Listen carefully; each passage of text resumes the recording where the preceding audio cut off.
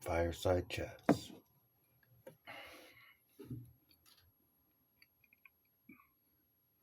Some of the things that I have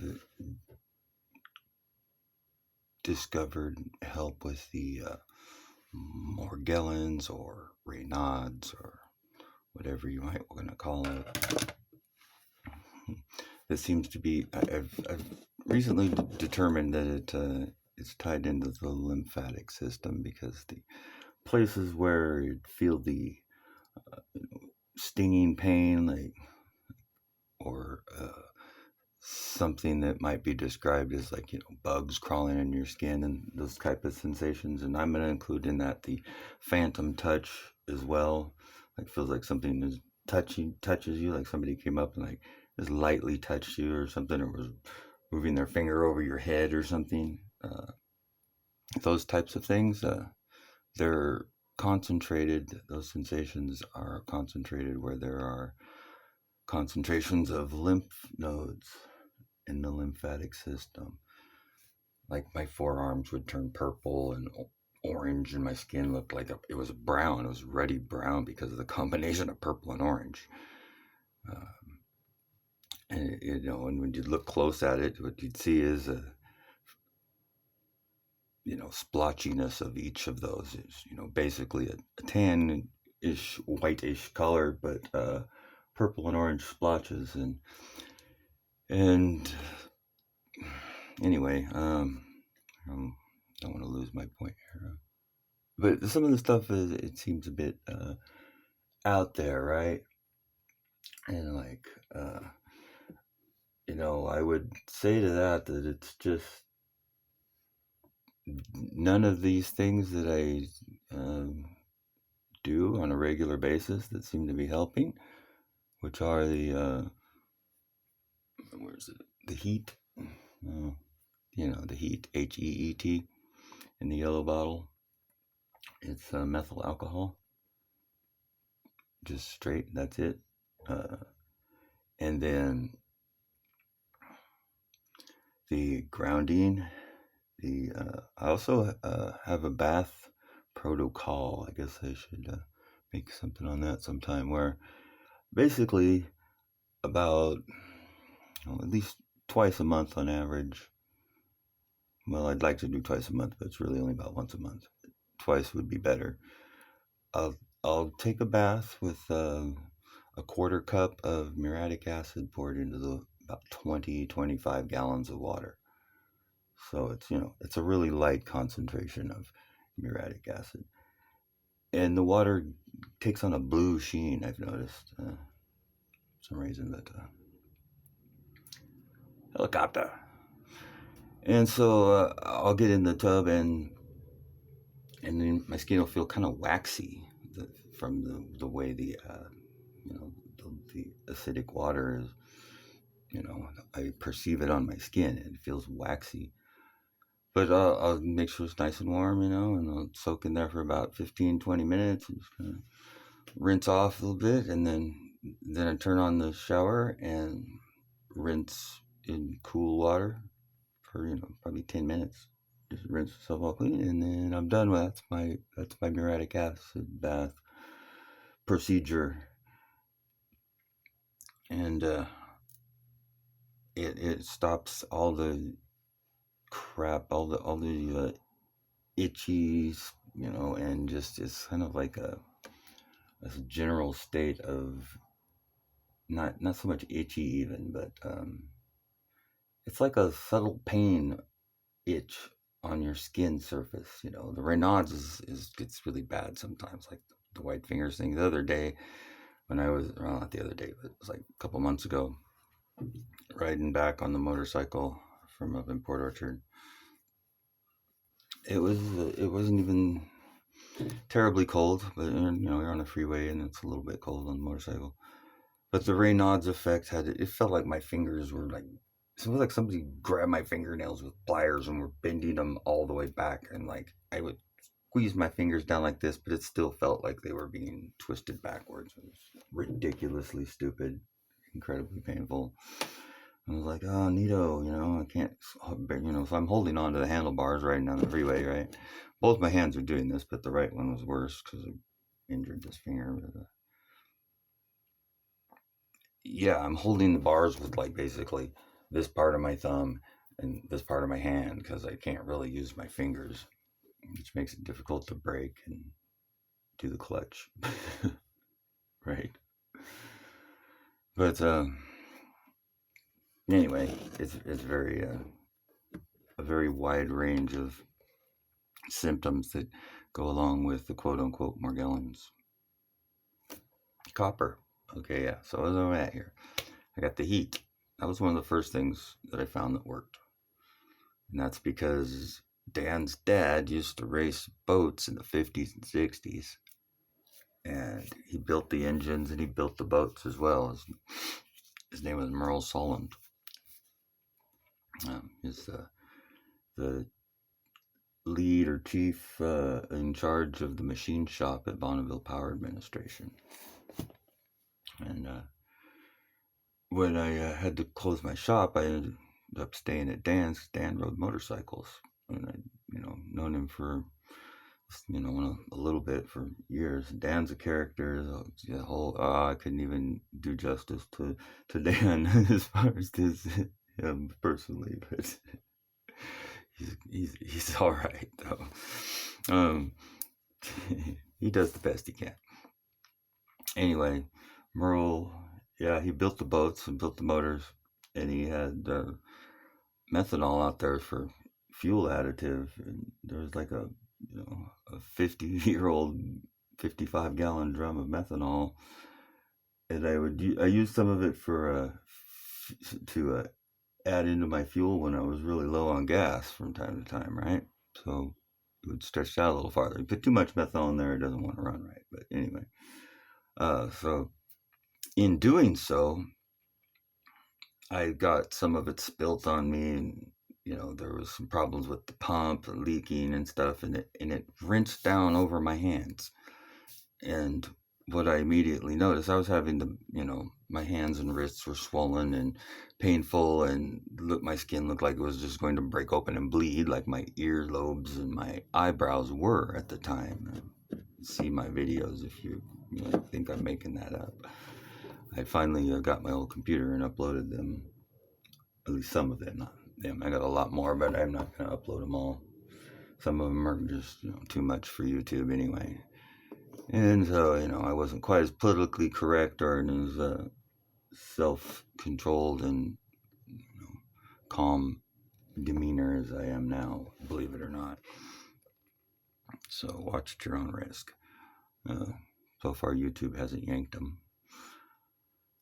Anyway, yeah, I noticed right away as soon as I'm trying to work the pump, the methanol starts leaking out the damn pump and running down the handles, and so it ran down my hands, and like they felt cold at first from the evaporation. As it ran over my hands, it's like they just felt better, and it felt like it was rinsing the stuff off of the swollen areas off of my forearm, because it was quite swollen and discolored, like I said, from infection below the skin. And there's still something there to be seen, but I'm gonna have to be under good light and to show that it's still there.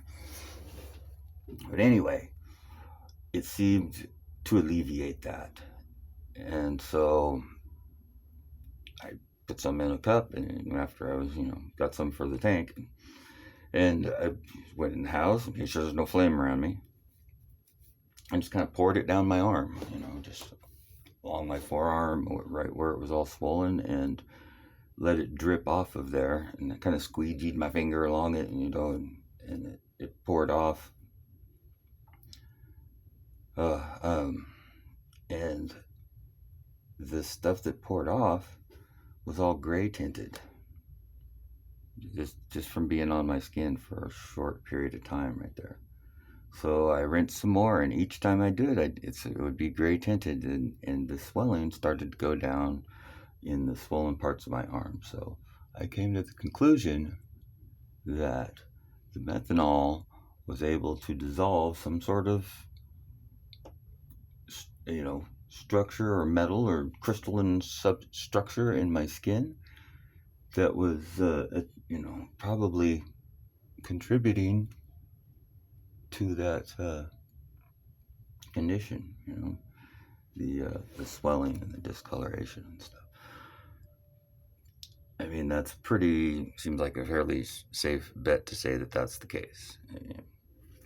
Kind of like this right here, this is basically the same thing.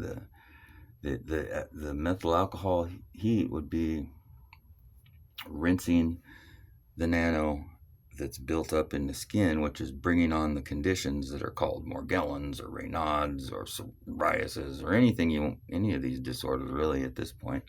It's not to say that there wasn't disease for the age of Morgellons, but there wasn't disease as widespread and on the scale and scope that it is now.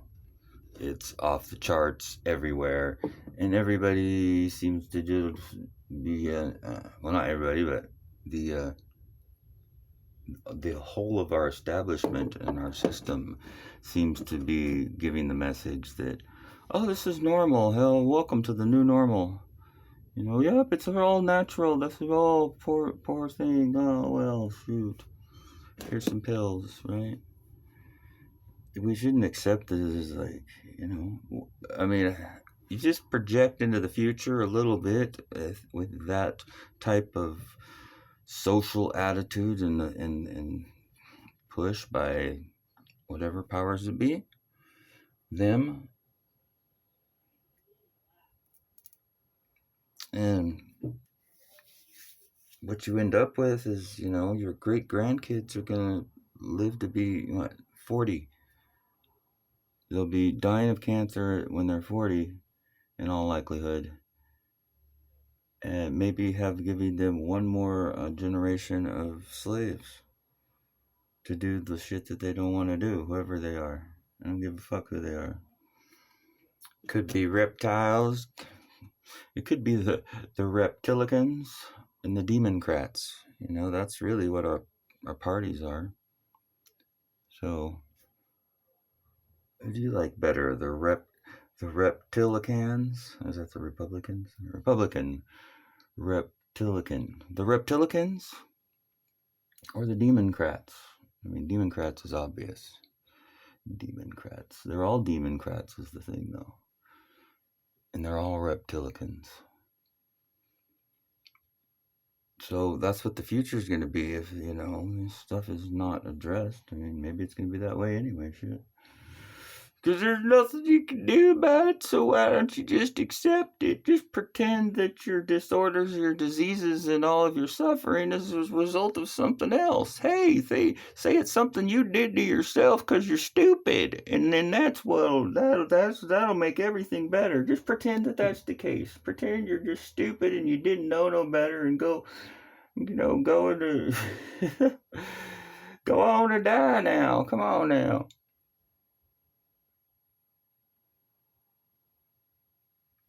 It's talking to my dad, and God bless him. But it goes straight to the answer of, well, nobody's gonna live forever anyway. And I really have to stop and say, Dad, it's not about trying to live forever. It's about being healthy while you're alive, so you can do things and feel okay. I mean, and I realize he's older. He's 19 years older than me. My mom's 18 years older than me. So, basically we're almost in the same generation at this point, right? I figured that a long time ago. Like, if you think about the numbers in a percentage basis, the variance between them changes over time. Each year, it'll change, Because when you were born, your parents were 100% older than you. But when you became the age they were when you were born, say 18. So when you became 18, they'd be 36. And they'd only be 50% older than you. And then, so in 36, we go to 72. So we'll just dump up to 72. And let's see, 18. Blah, I lost my track of my numbers there. Anyway, you get the point. I gotta get that straight. Right here. So they'd be 72 at 18. You'd be 36. No. Plus 18, 36. 46. 57? No, that ain't right either. Damn it. Well, I don't claim to be good at math, so fuck it. Hear the sizzles?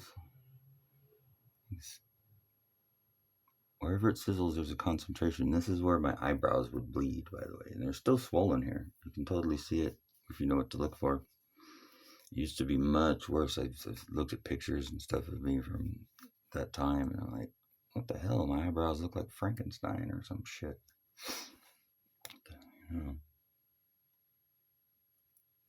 Anyway, it was I came to these realizations and stuff about Morgellons and these treatments out of over a long period of time, over a couple of years before, when I first would mess around with any fire thing that I've told that story before, but basically I kept getting this itch on my cheek and there's nothing there, and I'm sitting there and it itch, and one day I had the lighter in my hand, so I smoked some bong hits, and I'm just like, all right, I know how to get it, and I just lit it right there, and I'm like, there, get that itch, right?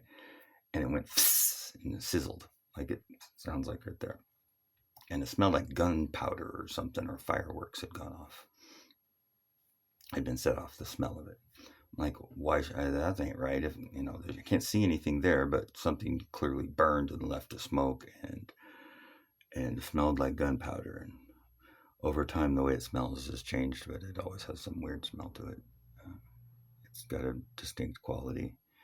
I'm not burning hair. I'm not, burning the oils out of my skin. I'm sure there's some of that vaporizing out of there, but I think a lot of this stuff is mixed into it. It's probably some of the oils that are trying to, it's probably my immune response trying to get this shit out, right? My guess. These are just things I do. And this is my fireside chat. I'm not naked, so don't worry. I've got some shorts on. Hey, it's an airplane. I'm in Ballard right now, so there's more planes here than Vancouver. It's ridiculous. But then again, it's a big city, Seattle, so I'll grant them a pass.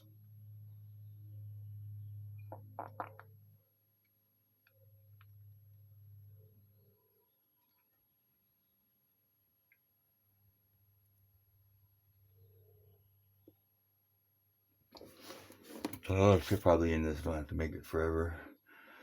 But yeah, it was out of desperation that I come up with this stuff.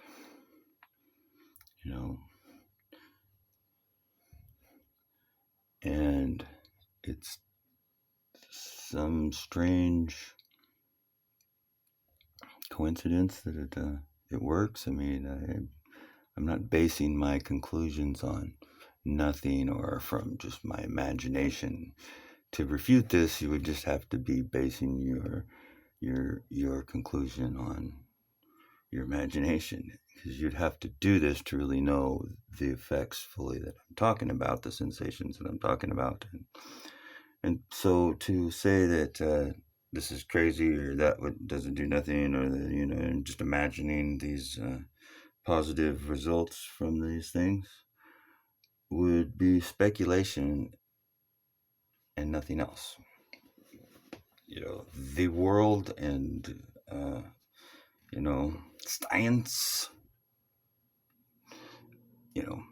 electricity and magnetism and forces, motion, those types of things are a lot more intricate in the world in general, and how its material representation unfolds to us.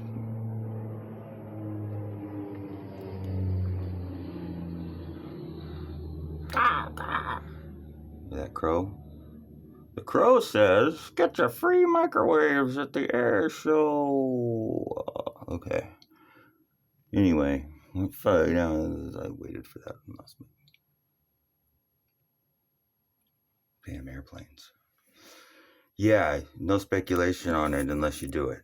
That's what I'm saying. Okay, take care. Bye.